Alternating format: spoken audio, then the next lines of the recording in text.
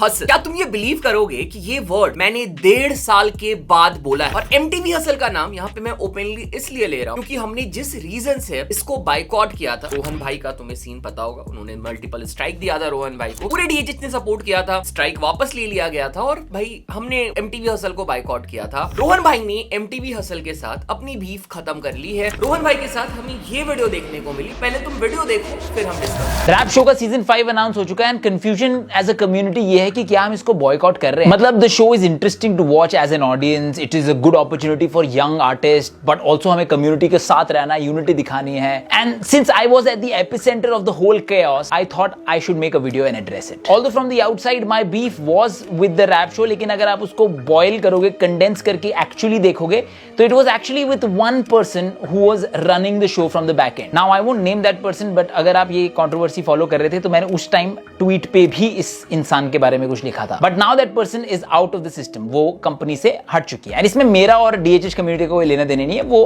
अलग ही टॉपिक है. So now the question is, what happened to our beef? And उसका answer ये है कि I am not a beef kind of a person. I'm not a beef content creator. Although मुझे बहुत मजा आता है कंज्यूम करने में, बहुत मजा आता है जब एमिवे लजारेस की लगाता है, बट पर्सनली मुझे इन्वॉल्व होने में कुछ ज्यादा खास पीस महसूस नहीं होता. And I would avoid it as much as I can. So 1.5 साल बाद I can safely tell you that I end this beef from my side. I would still not cover the show though, because I love my channel and I want my channel to be safe and I don't know उन लोगों के मन में क्या चल रहा है. But any artist looking to audition for the show, anyone who wants to watch, you can decide for yourself. Read the contract carefully before signing, because एक बार आप contract पे sign कर देते हो, then you can't take back your words and then blame the show. फिर तो blame आप ही को लेना पड़ेगा. Now बात रही community की, unity की. I think answer to that would be कि जब actually जरूरत थी यूनिटी की, जब मेरा चैनल एक्चुअली जाने वाला था, तब आप लोग साथ में खड़े थे, ट्विटर पे ट्रेंड हुआ, I got my channel back. Most probably अगर आप यूट्यूब पे देख रहे हैं तो you are watching this on that very same channel. And anyways, अगर आप मुझे सपोर्ट करना चाहते ही हैं, you can support my upcoming channel, जो कि शायद जल्दी ही मैं अनाउंस करूंगा. It is obviously not the Samay Raina and सीधे मौत वाला rap challenge that I think had to be scrapped after the Latent controversy. The reason behind that is कि लेटेंट कंट्रोवर्सी के बाद इतने सारी अथॉरिटीज की नजर थी समय रैना और उनके गैंग पे कि अगर वो एक्चुअली शो लॉन्च कर देते एंड स्टेज पे आके रैपर कुछ बोल जाता, उसकी रिस्पॉन्सिबिलिटी एक्चुअली समय भाई पे आ जाती. And I think it was a right decision to not go ahead with the show. खैर, जो भी मैं चैलेंज या कॉन्सेप्ट लेकर आ रहा हूं, उसमें से जो आर्टिस्ट निकल के आएंगे, अगर आप उन आर्टिस्ट को सपोर्ट कर सकते हो, उनके गाने को सपोर्ट कर सकते हो, उनके सोशल मीडिया को सपोर्ट कर सकते हो, I think that as community will drive us forward rather than boycotting a show. So that's pretty much it. उस टाइम पे I was really angry. I was biting my teeth. But 15 months later, I don't have the same zeal or same anger to continue with the beef. I respect everyone who's not going there because of me or who's boycotting it because of me. But जब career की बात आती है, I think you have to prioritize yourself and give importance to your priorities over mine. So all in all, इस rap show को boycott करो, आप इसमें take part करो, you watch it, talk about it. इस इक्वेशन और decision से मैं अपने आप को निकालता. So now it purely becomes your decision. To each their own. तो रोहन भाई के इस डिसीजन को कुछ लोग अप्रिशिएट कर रहे हैं, कुछ लोग थोड़े नाराज है कि भाई आपने हमें बाइकआउट करवाया और भाई हमारा ही काट दिया. पर अगर मैं तुम लोग को बोलूं कि रोहन भाई वीडियो में जो बातें बोल रहे हैं और जो उन्होंने डिसीजन लिया है, दैट इज एब्सोल्युटली करेक्ट. देखो, बात ऐसी है, जब रोहन भाई के इंस्टाग्राम और यूट्यूब पे मल्टीपल स्ट्राइक आई थी, पूरा DHH इंक्लूडिंग मी, हम लोग भाई गुस्से में आग बबूला हो गए. पर जैसे जैसे टाइम आगे बढ़ा, मैं कुछ लोगों से मिला, उन्होंने मुझे MTV हसल के बारे में बताया, कुछ अंदर की इनसाइट्स मुझे दी और मुझे ये समझ में आया कि MTV हसल को बाइकआउट करना सॉल्यूशन नहीं है. देखो, बहुत सारे लोग यहाँ पे लग सकता है ना कि MTV हसल वालों ने क्रिएटर्स को पैसे खिला दिए. मैं लिटरली बताऊं तुम लोग को कि इसके पहले मुझे MTV हसल सीजन 5 के प्रमोशन के लिए कॉन्टेक्ट किया गया था और मैंने उन्हें ये बोल के मना कर दिया था कि भाई लास्ट ईयर हम लोगों ने बाइकआउट किया है, इस साल हम प्रमोट नहीं करेंगे. Only reason I am talking openly about MTV hustle क्योंकि रोहन भाई ने बात किया MTV हसल के बारे में और मुझे लगता है DHH को भी यहाँ पे अपना थोड़ा माइंड चेंज करना होगा. मैं यहाँ पे MTV हसल की कोई तारीफ नहीं कर रहा हूँ. MTV हसल ने जो किया था that was totally wrong. MTV hustle में अभी भी, मतलब लास्ट सीजन तक भी काफी सारे प्रॉब्लम्स थे. हम बात कर ले कॉन्ट्रैक्ट की, हम बात कर ले लीगल प्रॉब्लम्स की और भी बहुत कुछ. हम उसको नेग्लेक्ट नहीं कर सकते हैं, बट हम MTV हसल के पॉजिटिव साइड को भी इग्नोर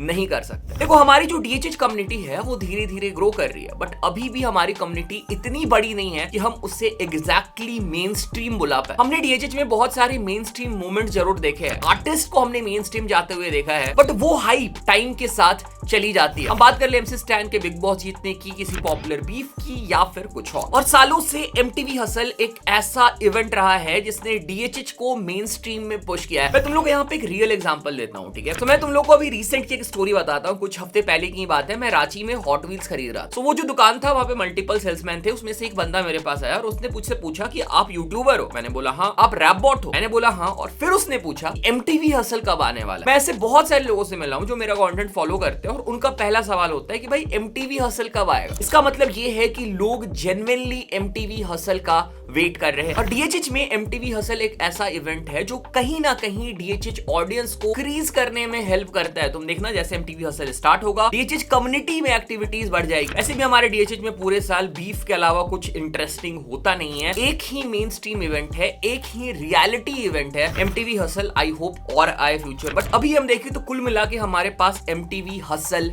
ही है जो है। अगेन भाई लोग, एमटीवी हसल में भले ही लाख बुराइयां हैं, बट एमटीवी हसल अगर नहीं होता तो रैपर्स जैसे कि बेला, किंग, पैराडॉक्स, एमसी स्क्वायर, नाम सूजल, लश्करी को वो लाइमलाइट, वो अटेंशन नहीं मिलता जो आज उनको करंटली मिल रहा है। क्योंकि बहुत सारे डीएचएच में टैलेंटेड आर्टिस्ट है जो अच्छे गाने बना रहे हैं, बट वो ऑडियंस ग्रैब नहीं कर पाते। एमटीवी हसल उन्हें प्लेटफॉर्म देता है, ऑडियंस देता है, एंड दैट्स फैक्ट। और अभी जो बातें मैंने कुछ टाइम पहले बोली कि डीएचएच में हमारे पास एक्साइटिंग रहता क्या है पूरे साल। रैपर्स लड़ लिए तो हम खुश हो जाते हैं, कोई अच्छा इंटरेस्टिंग कोलैबोरेशन आ गया तो हम खुश हो जाते हैं, कोई इंटरनेशनल कोलैबोरेशन अनाउंस हो गया हम खुश हो जाते हैं। ये हमें सालों से देखने को मिल रहा है। और जब से एमटीवी हसल आया है उन्होंने कुछ नया, कुछ इंटरेस्टिंग ऐड जरूर किया है। लास्ट ईयर मेरी एक बंदे से बात हो रही थी, इसने एमटीवी हसल सीजन 1 सीजन 2 के साथ क्लोजली रह के काम कर रखा है। उन्होंने मुझे बताया था कि एमटीवी हसल की मैनेजमेंट जो है वो चेंज होने वाली है। सो नाम इस बार एमटीवी हसल ही है, बट मैनेजमेंट चेंज हो चुकी है। और जिनका पंगा रोहन भाई के साथ हुआ था, वो भी एमटीवी हसल के साथ काम नहीं कर रही। तो मैं रिक्वेस्ट करूंगा डीएचएच ऑडियंस से या फिर आर्टिस्ट से जो एमटीवी हसल को बाइकआउट कर रहे हैं, बस इस रीजन की वजह से कि रोहन भाई के साथ क्या हुआ था। तो रोहन भाई ने ऑलरेडी अपनी साइड की स्टोरी बता दी है। वो तुम्हारा कॉल है, चाहो तो बाइकआउट करो, चाहो तो नहीं करो।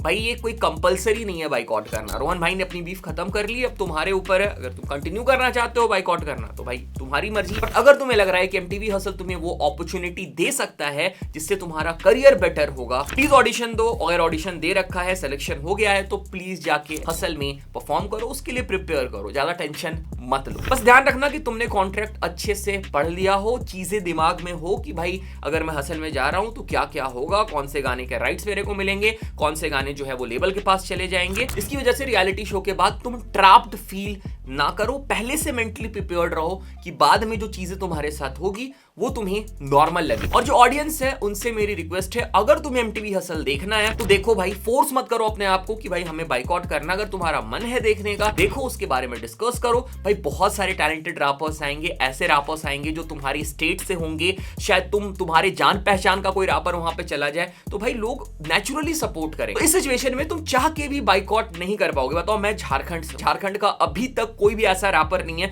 अगर हम अमन कलाकार को छोड़ दे, जो मेन स्ट्रीम गया हो, जिसका नाम हमने मेन स्ट्रीम में सुना। हाँ, सिकरीवाल है, he is performing really good, और भी कुछ रैपर है, बट मैं बहुत फटने की बात कर रहा हूँ, ठीक है। अब मान लो अगर सिकरीवाल जैसा रैपर या फिर झारखंड से कोई रैपर एमटीवी हसल में कल पहुंच जाता है, तो भाई मैं उसे कैसे सपोर्ट नहीं करूं। भाई मैं इतना प्राउड फील करूंगा कि भाई मेरे स्टेट से जहां पे हिप हॉप सीन अभी ग्रो कर रहा है as compare to Mumbai, Delhi, इतना छोटा सीन है, वहां से अगर किसी ने एमटीवी हसल में अपना जगह बना लिया तो भाई नेचुरली मुझे मन करेगा सपोर्ट करने का। भाई वही बोल रहा हूं मैं, फोर्स मत करो, सपोर्ट करना है करो, नहीं करना नहीं करो। और बात है मेरे कंटेंट बनाने की, बहुत लोगों ने रिक्वेस्ट किया है कि भाई आप जो एमटीवी हसल के बाद एपिसोड रिव्यू करते थे, हम उससे बहुत मिस करते हैं, वो रिव्यू वापस लेके आओ। तो भाई रोहन भाई तो नहीं कर रहे रिव्यू, ठीक है, और उनका भाई उन्होंने वीडियो डिलीट कर दिया था, और उसके बाद हिम्मत दिखाना, वीडियो वापस लेके आना, मैं समझ सकता हूँ वो नहीं हो पाएगा। मेरे को कोई स्ट्राइक नहीं आई थी, लेट्स सी क्या होता है। आई एम नॉट श्योर मैं करूंगा नहीं करूंगा, अभी भी मैं डाउट में हूं। तुम्हारी क्या ओपिनियन है, तुम लोग बताओ, क्या मुझे रिव्यू करना चाहिए, क्या मुझे एपिसोड्स बनाना चाहिए जब, या फिर एमटीवी हसल के ऊपर कंटेंट बनाना कंटिन्यू करना चाहिए या फिर नहीं।